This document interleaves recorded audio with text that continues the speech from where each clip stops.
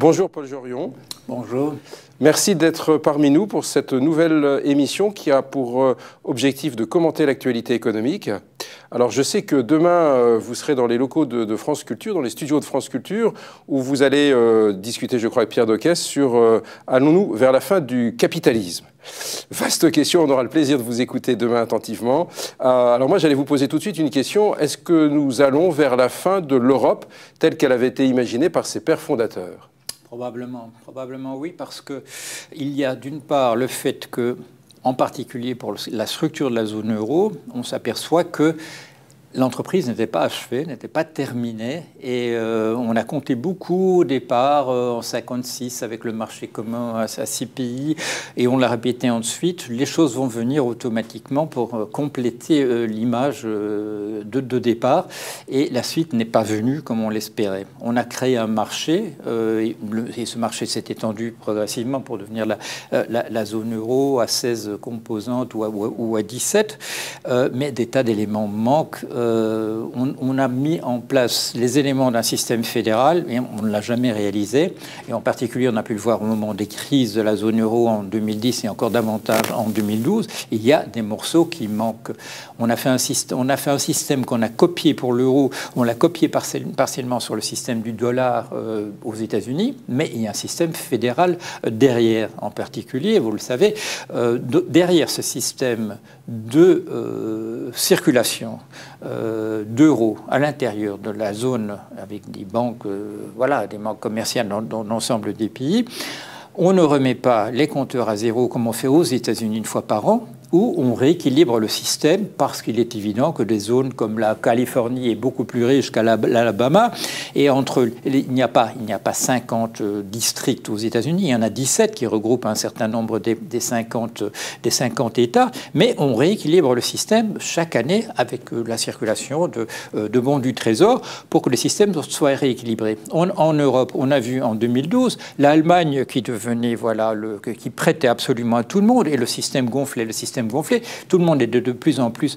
endetté vis-à-vis de l'Allemagne. Ça a baissé un petit peu, mais à aucun moment on ne remet les choses sur la table. C'est un faux système fédéral et des éléments manquent. Il n'y a pas de ministre des Affaires, des Finances pour l'ensemble de la zone. Il n'y a pas de budget.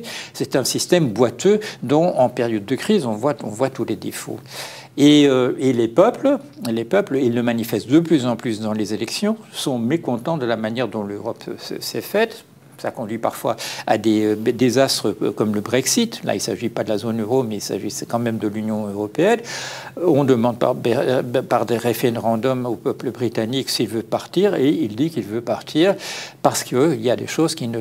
Parce que les peuples et les Allemands aussi l'ont manifesté hier, ont le sentiment que les questions importantes pour les citoyens ordinaires sont mises systématiquement entre parenthèses depuis un certain temps. Et il suffit de donner de citer le cas de l'emploi. L'emploi n'est jamais remis à plat.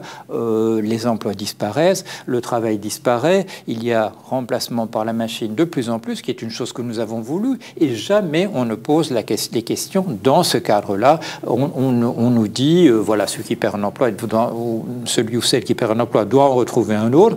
On va aider les gens à retrouver un emploi, etc. Mais on ne pose pas la question du travail, du salariat. On ne la met pas sur la table. Et les gens commencent à voir que la concurrence avec les migrants est quelque chose qui commence à les préoccuper véritablement dans la vie quotidienne. Et quand ils ont l'occasion de voter sur l'Europe, ils votent sur cette question des migrants, dont ils ont l'impression que, pour utiliser une vieille expression du 19e siècle, qu'on vienne voler le pain dans la bouche des oui, mais citoyens quand même, ordinaires. Angela Merkel a été réélue, alors de justesse peut-être, ou de façon plus juste, mais il y a peut-être un couple franco-allemand qui pourrait renaître. Enfin, quand on écoute Emmanuel Macron hier à la Sorbonne, bon, c'était un discours pro-fédéral sans oser le dire. Oui. Angela Merkel, Macron, il y a peut-être là un couple franco-allemand qui pourrait initier ces réflexions sur la question de l'emploi, etc. Mais il y a un parallèle à faire avec Madame Theresa May en Grande-Bretagne, qui ont fait des élections, on dit les choses seront plus claires après les élections.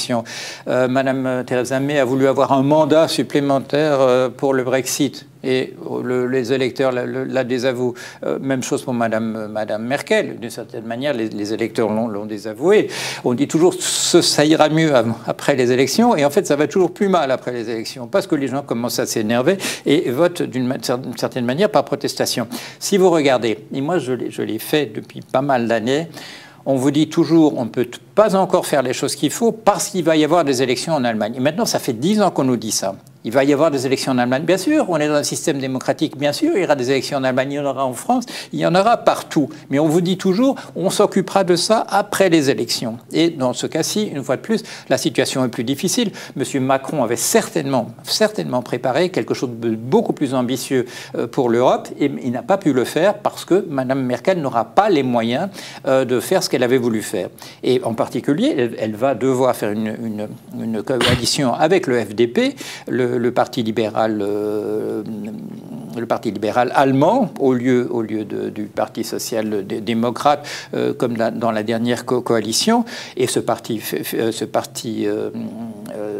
libéral allemand a mis d'ores et déjà un veto à bon nombre de choses que M. Macron aurait dû dire hier, aurait voulu dire hier, et qu'il n'a pas pu dire pour ne pas mettre Mme Merkel en difficulté. Non, on remet toujours à plus tard. Ça fait 10 ans qu'on nous dit tout s'arrangera après les élections en Allemagne. C'est quoi la solution ? La solution, c'est qu'il faut que l'Allemagne change, parce qu'il faut bien le dire, elle est un facteur de paralysie depuis pas mal d'années.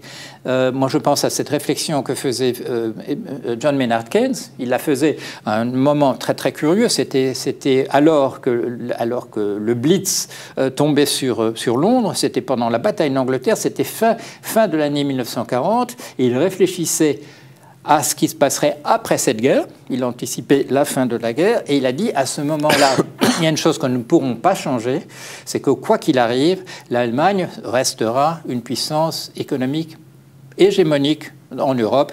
Il faudra qu'elle adopte une attitude par rapport à cette hégémonie, qu'elle ait une générosité vis-à-vis du reste des gens. Vous voyez à quel point il était clairvoyant. On était en 40 et il écrivait sous les bombardements.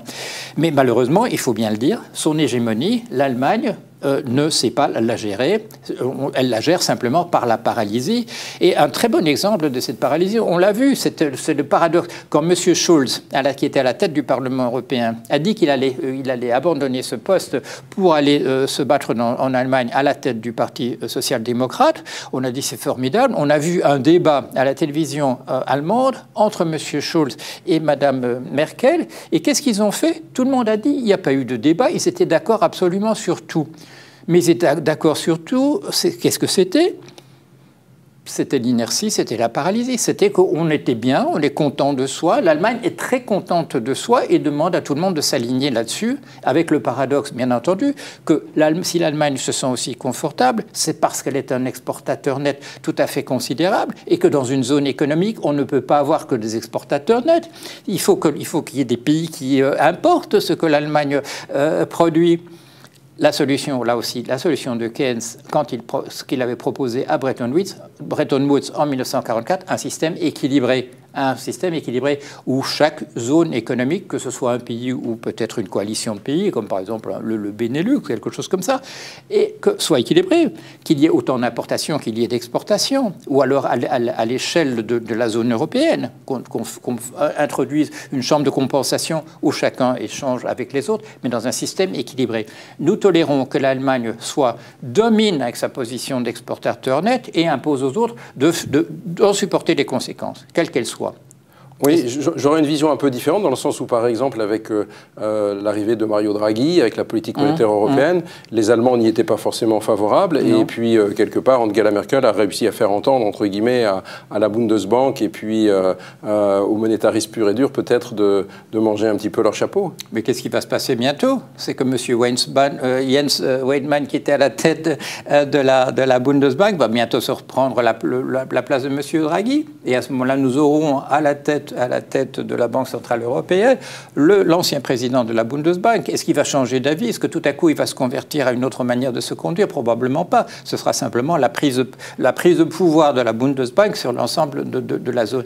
Non, Monsieur Draghi s'est très très bien conduit. Il a sauvé d'ailleurs en 2012, il a sauvé le système euro. Mais pourquoi? En faisant quelque chose qui n'aurait pas dû normalement, il s'est conduit en président de l'Europe, d'une Europe fédérale. Il a pris le pouvoir, il a dit devant tout le monde, et c'est ça qui a sauvé le système, nous ne permettrons pas à un pays de sortir du système. Nous ferons tout ce qu'il faut pour que la Grèce ne doive pas sortir. Est-ce que M. Jens Weidmann, quand il le remplacera, est-ce qu'il sera prêt à avoir la même attitude? Je n'en suis absolument pas certain. Est-ce qu'il ne poussera pas, lui, la Grèce vers la sortie? Oui, alors là aussi, j'ai un regard un peu différent de vous. Je pense que nos présidents, nos hommes politiques responsables ne sont pas des robots.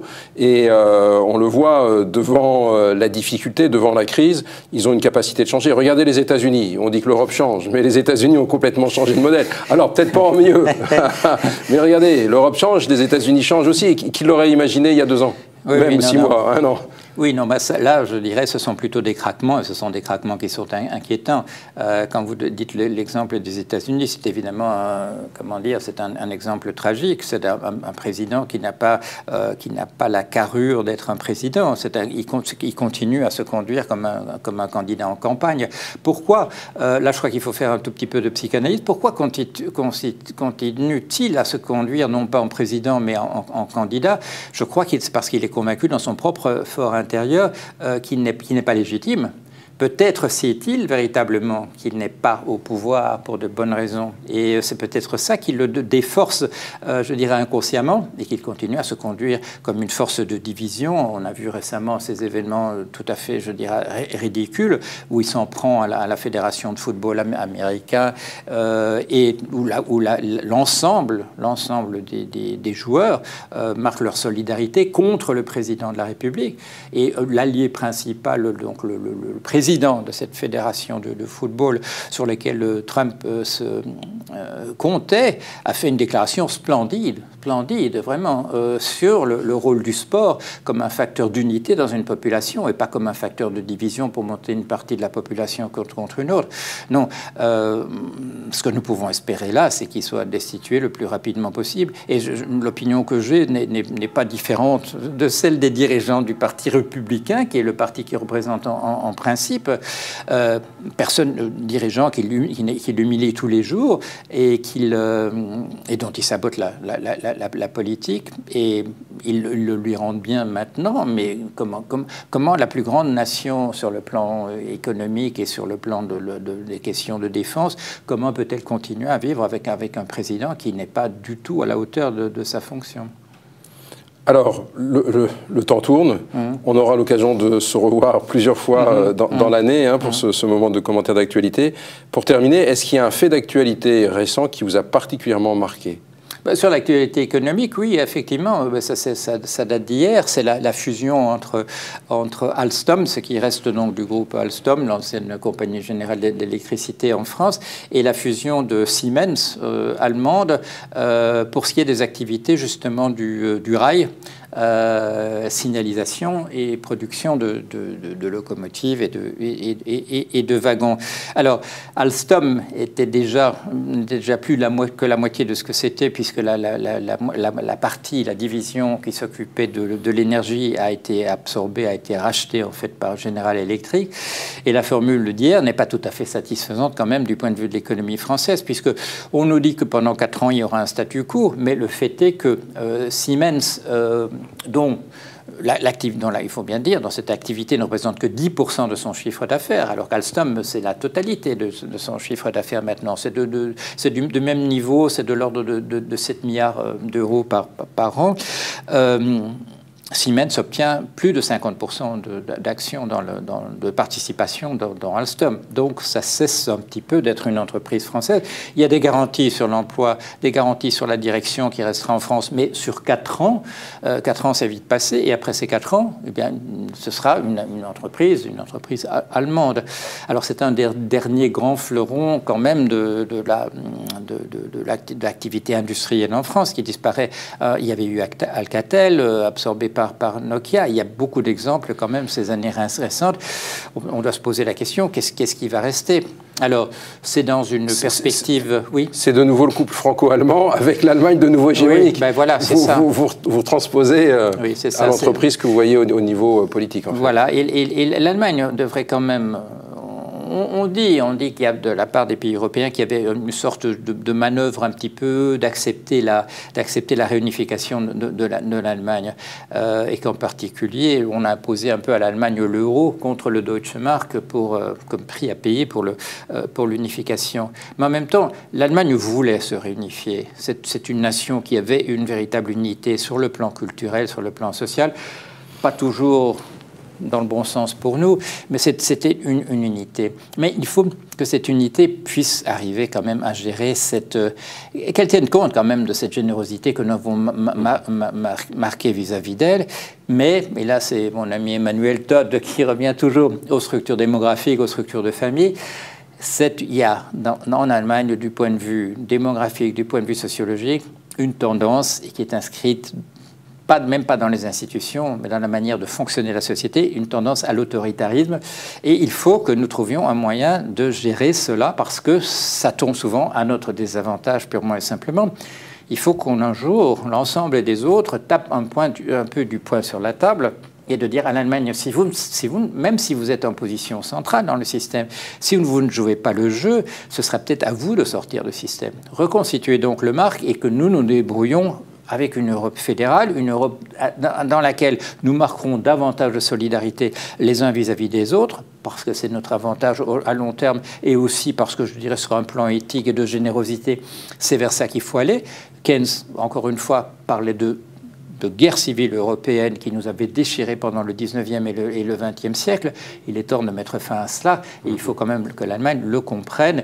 L'Allemagne a des torts dans l'histoire du 19e et du 20e siècle. Il faut qu'elle fasse un petit peu un geste dans notre direction pour arranger les choses. Alors, ultime question pour finir peut-être sur une note d'optimisme. Dans l'actualité, qu'est-ce qui vous fait que vous respirez mieux? Vous vous sentez mieux?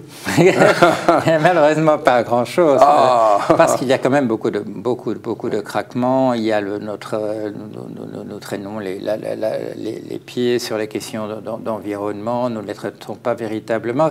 Et nous avons, malheureusement, nous sommes dans une situation où les électeurs sont déboussolés, ont tendance à ne plus à rester chez eux parce qu'ils ont un choix entre un ultralibéralisme qui favorise une aristocratie de l'argent d'un côté et d'autre part un populisme qui nous rappelle des choses abominables qu'on a vues dans le passé. Il faudrait qu'il y ait de nouveau des grands choix de société sur lesquels on puisse, on vote avec enthousiasme et pas simplement toujours maintenant voter contre le précédent. Il faut un retour à l'enthousiasme. Sauver notre espèce sur notre planète, c'est une tâche importante et qu'il faut faire rapidement parce que sinon les choses vont continuer à se détériorer.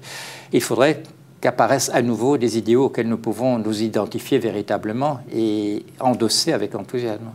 Et des idées neuves, ça ne nécessite pas un président jeune? Ah, président jeune, oui, non, mais sur l'Europe, M. Macron, à mon sens, n'est absolument pas critiquable. Il est dommage qu'il ne puisse pas aussi aller, qu'il n'ait pas pu aller hier aussi loin qu'il l'aurait voulu.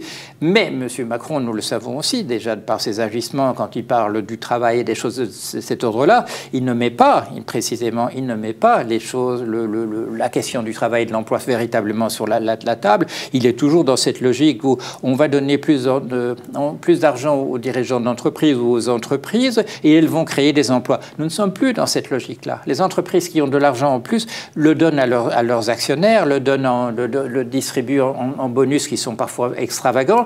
Et ce n'est plus leur intérêt de créer de l'emploi parce que l'emploi coûte trop cher, parce que les salariés se découragent, parce que la concurrence entre les salariés augmente, parce qu'ils se disputent pour des emplois en plus petit nombre. Et au lieu de poser la question franchement, on culpabilise celui qui perd un emploi en disant à vous de retrouver quelque chose. Si vous ne retrouvez pas, c'est de votre faute. Non, on est dans une situation où l'emploi et le travail disparaissent. Et notre espèce, en tant que telle, a voulu cela, se débarrasser du travail qui était dangereux, qui était avilissant, qui était fastidieux. Nous avons voulu le faire, mais nous avons voulu le faire comme espèce au bénéfice de tout le monde, et pas simplement des propriétaires de robots ou de propriétaires de logiciels. Merci Paul, c'est un vaste sujet. Je pense qu'on l'abordera lors de la prochaine émission. Merci. Merci.